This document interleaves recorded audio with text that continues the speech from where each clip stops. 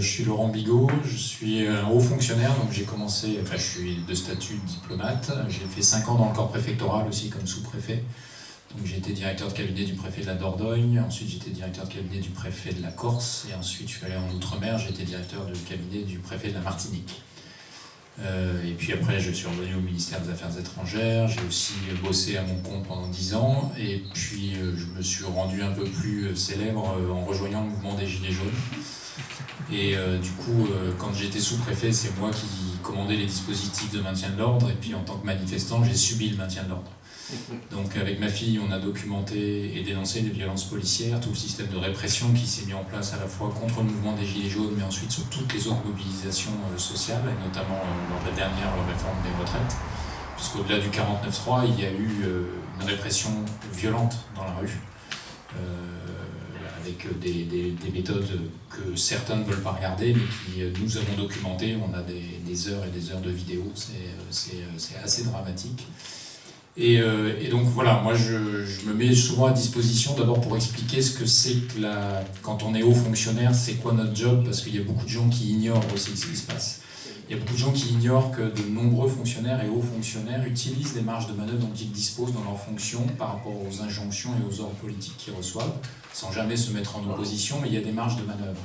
Et dans des situations beaucoup plus graves et dramatiques de notre histoire, moi en Dordogne, je me souviens qu'on a renseigné un dossier d'un fonctionnaire à la préfecture pendant la Seconde Guerre mondiale qui a sauvé des milliers de juifs parce qu'en fait, dès qu'une rafle se préparait, il laissait la lumière de son bureau allumée la nuit.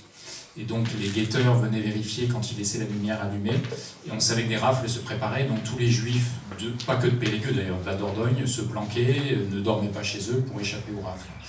Ce fonctionnaire est mort sans que jamais on sache ce qu'il avait fait, c'est sa fille qui a repris le dossier, et désormais il y a une plaque qui est sur la préfecture à Périgueux, et qui rend hommage à cet homme extrêmement courageux, parce qu'il prenait des risques, et qui a sauvé des milliers de vies, sans se faire de bruit, et en utilisant les marges de manœuvre dont il disposait dans sa fonction de fonctionnaire, de bureaucrate, diront certains, à la préfecture en Dordogne. Voilà, donc à l'occasion de cette soirée, on parlera peut-être des sujets des violences policières, du maintien de l'ordre, de comment il a évolué, d'autres sujets. Il y a des sujets sur lesquels je suis qualifié, d'autres je ne le suis pas du tout, donc je le dirai quand je ne sais pas. Et si je peux apporter mon témoignage, mon point de vue, c'est jamais la vérité, mais c'est mon point de vue, et qu'en agrégeant les points de vue des uns et des autres, on devrait accéder à quelque chose qui n'est pas très très loin de la vérité. Merci.